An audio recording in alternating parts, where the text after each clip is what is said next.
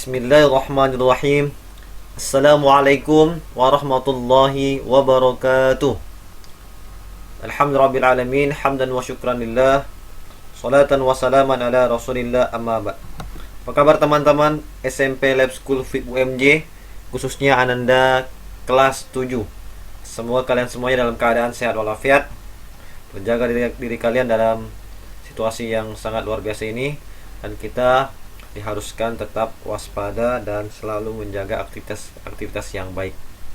Nah teman-teman, kali ini berjumpa lagi dengan Kak Rizal dalam pembelajaran Akidah Akhlak bab 1 tentang iman kepada Allah Subhanahu wa taala. Ini sudah pertemuan yang kedua di semester awal ini. Nah teman-teman, untuk memudahkan pembelajaran hari ini, teman-teman boleh membuka buku Akidah Akhlak ya, bab 1 tentang pengertian iman kepada Allah Subhanahu wa taala.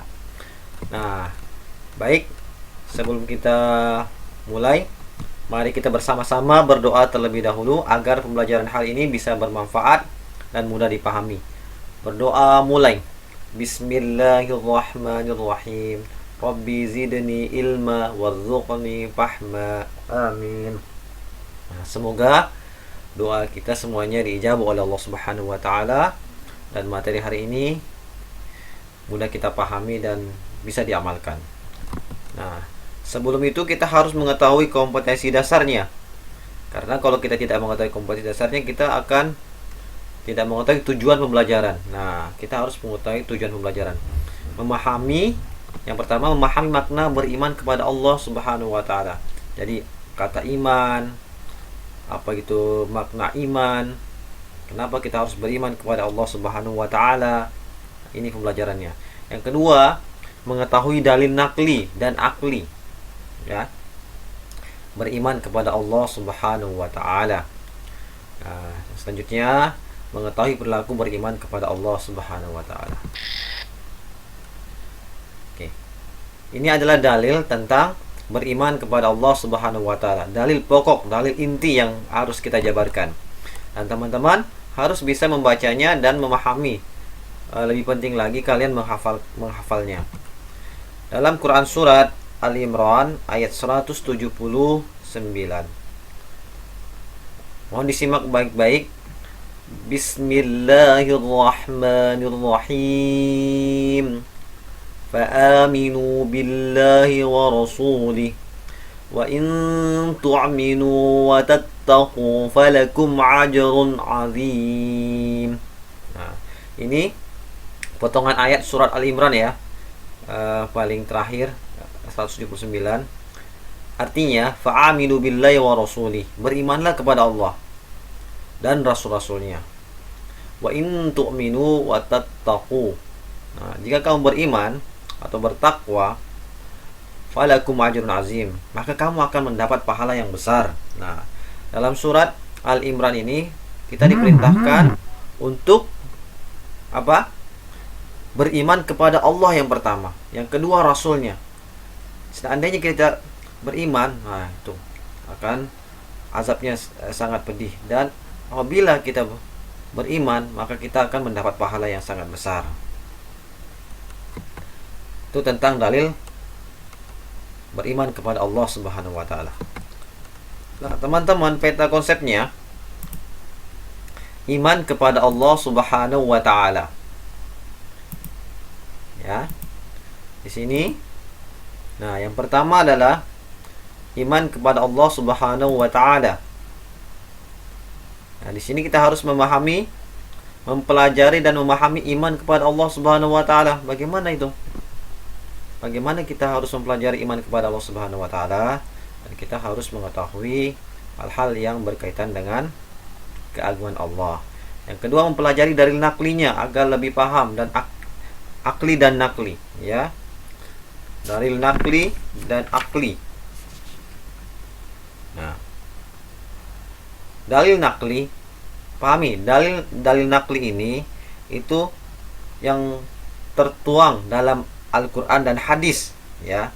Jadi diperintahkan kepada kita tertuang dalam Al-Quran dan hadis.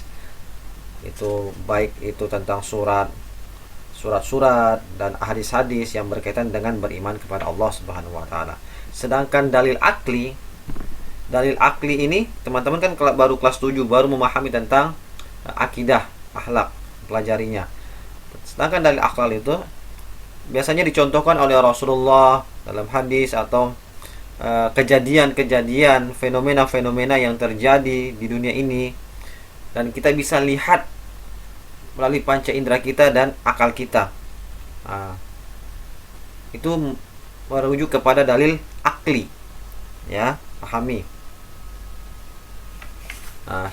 Dan begitu juga tentang pengetahuan yang terjadi, itu termasuk dalil akli. Selanjutnya berperilaku beriman kepada Allah Subhanahu wa taala. Ya, berperilaku beriman kepada Allah Subhanahu wa taala.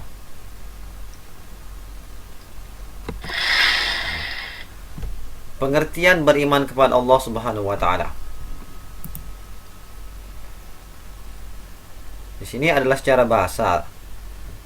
Secara bahasa dari bahasa Arab, ya, yaitu amana yu'aminu imanan, yang berarti yakin, percaya dan membenarkan bahwa Allah itu ada dan Allah adalah tempat kita memohon, segala sesuatunya tergantung kepada Allah Subhanahu wa taala.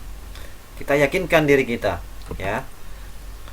Secara istilah, iman adalah membenarkan dengan hati, mengikrarkan dengan lisan, dan mengamalkan dengan perbuatan. Ini secara istilah. Teman-teman, jadi iman itu bukan hanya sekedar hanya di lisan saja, atau bukan saja hanya diucapkan, tapi harus dengan diikrarkan. Makanya mengucapkan hanya Allahumma sholli ala Muhammad wa alihi. Kadang-kadang orang memeluk agama Islam mengucapkan 2 kalimat syahadat, asyhadu an la ilaha illallah wa asyhadu anna Muhammadar Rasulullah, tapi belum tentu dia mengamalkan, belum sampai ke amalan. Jadi iman itu sudah masuk ke langsung kepercayaan. Jika kita sudah berhubungan dengan Allah Subhanahu wa taala, maka setelah itu kita yakin dan percaya dengan hati kita, kemudian kita lanjutkan dengan mengamalkan perintah-perintahnya. Selanjutnya, iman bukan hanya percaya, ya, akan adanya sesuatu, namun juga ada tindak lanjut dari kepercayaan tersebut. Tindak lanjutnya apa? Kegiatan kita apa? Ya, jadi kita harus cinta kepada Allah dengan apa? Dengan melaksanakan perintahnya dan meninggalkan larangannya. Beriman kepada Allah Subhanahu wa taala, beriman kepada Allah Subhanahu wa taala itu harus ada bukti real yang dicantumkan dalam Al-Qur'an dan hadis. Apa itu? Ya, iman. Beriman kepada Allah Subhanahu wa taala, poinnya membenarkan dalam hati. Ingat, membenarkan dalam hati. Selanjutnya, mengikrarkan dengan lisan, dan selanjutnya mengamalkan dengan perbuatan. Ingat, ini beriman kepada Allah, membenarkan dengan hati, mengikrarkan dengan lisan, mengamalkan dengan perbuatan. Ini perintah untuk beriman kepada Allah Subhanahu wa taala.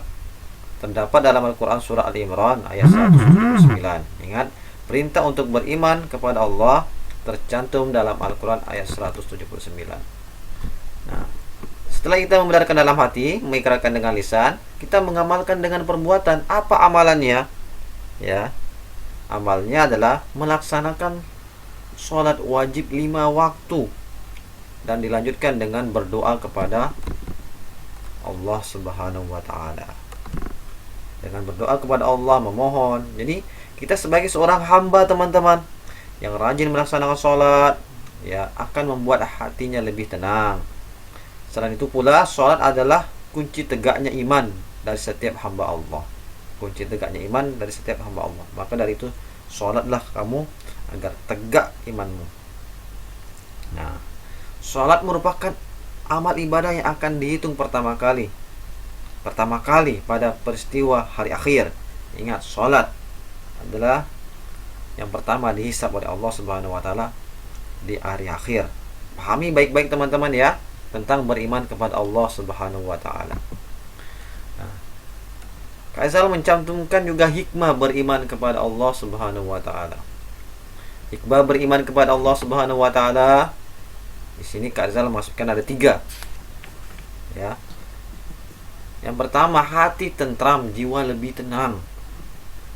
Maksudnya, seorang yang meyakini adanya Allah Subhanahu wa taala dengan kekhusyuan, dengan benar-benar khusyuk, dengan tenang, harus menerima segala ketentuan dari Allah. Jika menerima dengan lapang dada, maka hati kita akan tentram dan jiwa kita lebih tenang, karena kita beriman kepada Allah.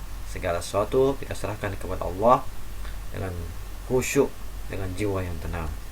Selanjutnya, membangkitkan semangat keberanian. Kenapa? Karena seorang yang meyakini adanya Allah dengan sungguh-sungguh akan muncul sikap keberanian untuk mengajak orang lain berbuat baik dan mencegah terjadinya keburukan, amar ma'ruf nahi mungkar. Selanjutnya, mendapat ridho dan rahmat Allah Subhanahu wa taala. Nah, Allah akan memberikan ridho dan rahmatnya kepada orang-orang yang memiliki keimanan dan ketaatan, teman-teman. Beriman kepada Allah berawal dari ketaatan seorang hamba kepadanya, sehingga Allah akan memberikan kasih sayang kepada hambanya yang taat tersebut. Kalau kalian ingin dikasih Allah, disayang Allah, maka kalian harus beriman kepada Allah. Niscaya Allah memberikan hikmah yang 3 ini. Hati tentram, jiwa lebih tenang, membangkitkan semangat keberanian, dan mendapat ridho dan rahmat Allah Subhanahu wa taala. Selanjutnya,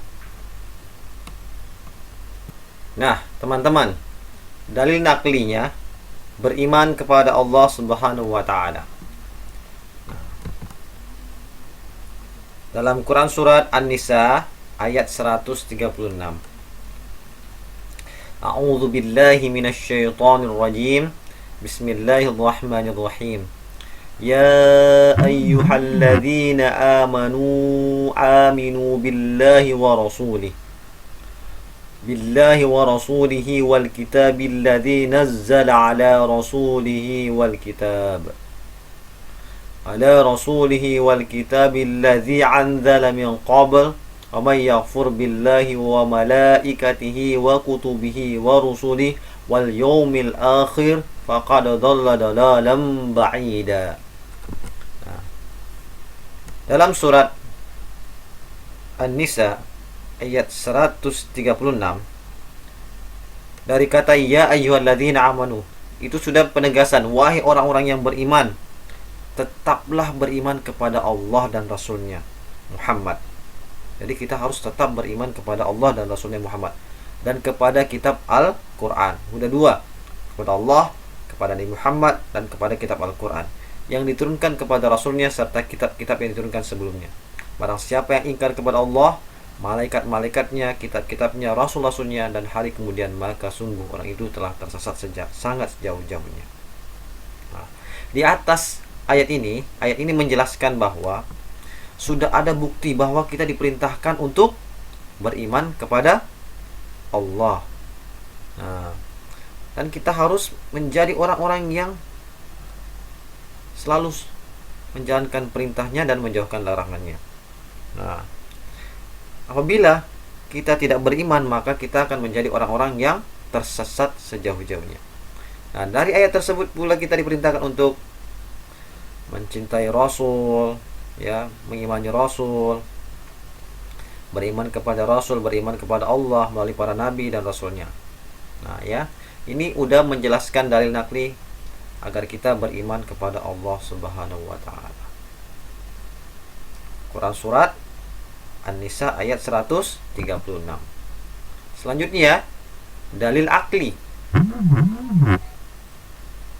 Dalil aklinya, Allah adalah salah satu-satunya zat yang menguasai alam raya, ya, alam raya atau alam semesta. dan seisinya. Tidak ada satupun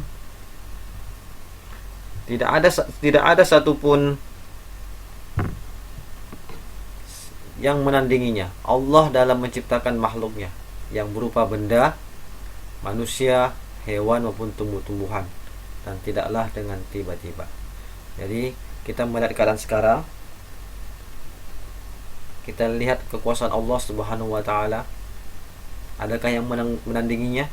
Nah, Allah menciptakan makhluk yang berupa ada benda, manusia, hewan maupun tumbuh-tumbuhan.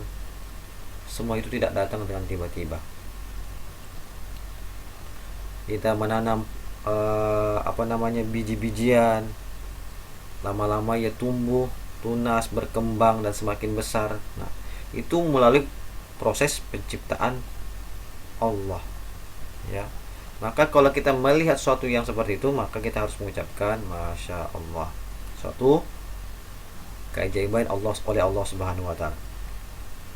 Nah, teman-teman, semakin meningkatnya keimanan dan membuktikan bahwa tidak ada zat yang dapat menandinginya. Jadi, manusia itu makhluk ciptaannya, telah dibekali dengan akal. Maka seharusnya manusia menggunakan akalnya dengan baik dan memahami tanda-tanda di alam semesta ini. Nah,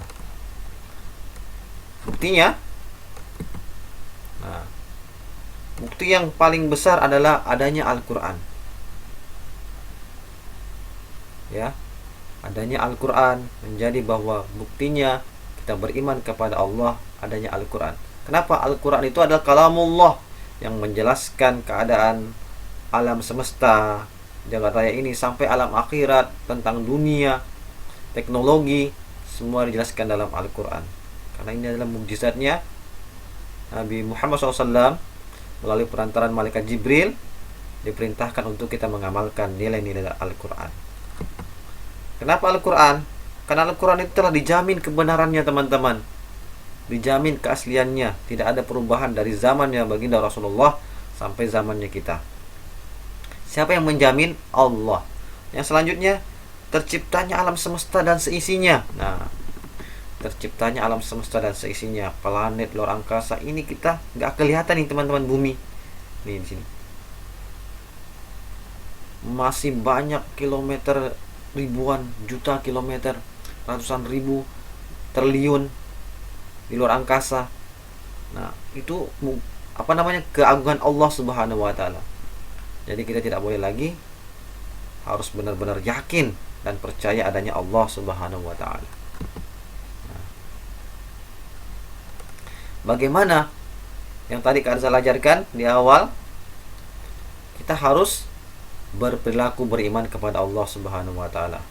Karena tidak hanya di lisan, tidak hanya di perkataan, bukan hanya di ikrar, tapi kita harus laksanakan. Yang pertama, apa yang harus kita laksanakan? Mendirikan sholat 5 waktu. Nah, kalau kita sudah meyakini kebenaran Allah Subhanahu wa taala, harus dicerminkan dalam perbuatan sehari-hari, ya, dalam berhubungan dengan orang lain, sebagaimana firman Allah dalam surah Al-Baqarah. Yang kedua, yang pertama, mendirikan sholat wajib, menunaikan zakat. Ini ada nilai sosialnya menunaikan zakat, menepati janji, melaksanakan puasa wajib, menolong orang yang kesulitan, dan menginfakkan sebagian harta. Di sini ada nilai kepada Allah Subhanahu wa taala, nilai sosial. Nah, puasa untuk kita juga menolong orang yang kesulitan dan menginfakkan sebagian harta yang kita miliki. Inilah contoh perilaku beriman kepada Allah Subhanahu wa taala. Ada 6. Jadi kita harus berbuat baik kepada sesama manusia, adalah keharusan baik kita, karena manusia tidak bisa hidup sendiri. Kita tidak bisa hidup sendiri. Hal terpenting dalam bermasyarakat adalah kita harus menjaga lisan dalam pergaulan sehari-hari. Jangan sampai kita selamat tapi lisan kita tidak selamat. Al-muslim man salim al-muslimuna min lisani wa yadihi. Nah, orang muslim yang selamat itu terselamat dari lisannya. Teman-teman, pertemuan pertama ini tentang akidah akhlak, ya, bab 1. Teman-teman boleh membuka buku bab 1 akidah akhlak agar kalian lebih paham dan lebih mengerti pembelajaran beriman kepada Allah Subhanahu wa taala. Ada rukun iman yang pertama yang harus kalian pelajari. Setelah kalian pelajari, insya Allah sholat kalian menjadi khusyuk dan doa-doa kalian lebih kalian panjatkan dengan kekhusyukan. Syukran kasiran. Terima kasih seperti perhatian. Nah, demikian pembelajaran tentang iman kepada Allah. Semoga bisa dipahami dan dipelajari dan bisa juga diamalkan dalam kehidupan sehari-hari. Kurang lebihnya kalian mohon maaf karena kelebihannya datangnya dari Allah Subhanahu wa taala, kekurangannya dari pribadi Kak Rizal sendiri. Billahi fisabil haq fastabiqul khairat.